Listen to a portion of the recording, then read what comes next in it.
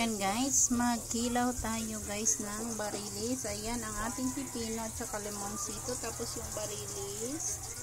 Ayan yung mga sangkap natin guys. Bawang, sibuyas, tsaka luya. Lagyan natin ng kamatis. Ayan guys, pinigaan na yan siya ng binigaw. Halo-halo lang tayo guys. Lagyan natin siya ng paminta. Ayan eh, halo na natin yung lahat. Ayan yung bawang, sibuyas, ay ayan yung kamatis at saka sibuyas, tapos luya, tapos may sili. Ayan.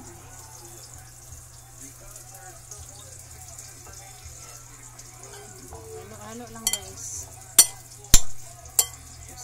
Yung seasoning natin.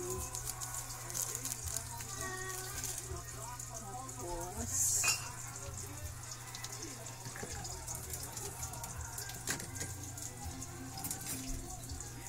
yung lemon natin.